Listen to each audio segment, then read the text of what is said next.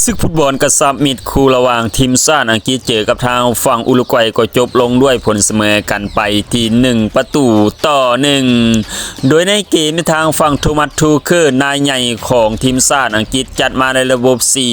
4-2-3-1 เริ่มแต่ผู้รักษาประตูก็เป็นทางฝั่งแทฟฟอร์ดส่วน4แบ็คโฟร์ของพวกเขาแบ็คขวาเป็นทางฝั่งลิแลเมนโตส่วนแบ็คซ้ายเป็นทางฝั่งสเปนส่วน2เซนเตอร์แบ็คเป็นทางฝั่งแฮร์รี่แม็กไกวจับคู่กับทางฝั่งโตมารีส่วน2มิดฟิลด์ตัวรับได้แก่ทางฝั่งเฮนเดอร์สันพร้อมสวมปลอกแขนกัปตันทีมในเกมนี้จับคู่กับทางฝั่งกาเมอร์เนอร์ส่วน3ประสานในแดนหน้าปีกขวาเป็นทางฝั่งมาดูเอเก้ส่วนปีกซ้ายเป็นทางฝั่งแรดฟอร์ดส่วนตรงกลางเป็นทางฝั่งฟิลโฟเดน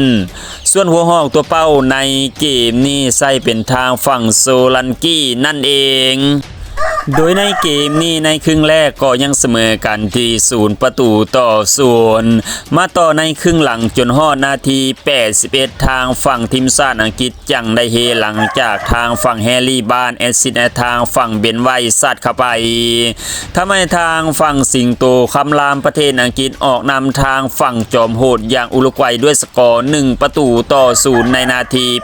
81แต่ท้ายเกมทางฝั่งจอมโหดอุรุกวัยก็มาตามตีเสมอจากทางฝั่งวาเบเดสัตว์จุดโทษเข้าไป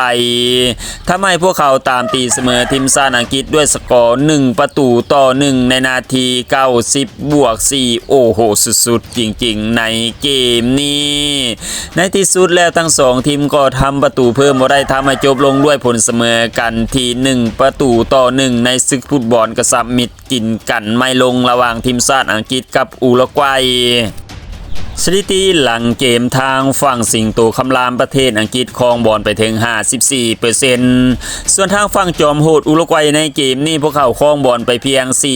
46% ในเกมนี้ทางฝั่งทีมชาติอังกฤษสร้างโอกาสยิง13ครั้งเข้ากรอบ5ครั้งเป็น1ประตูส่วนทางฝั่งอุรุกวัยสร้างโอกาสยิง9ครั้งแต่เข้ากรอบเพียง1ครั้งแต่ก็เป็น1ประตู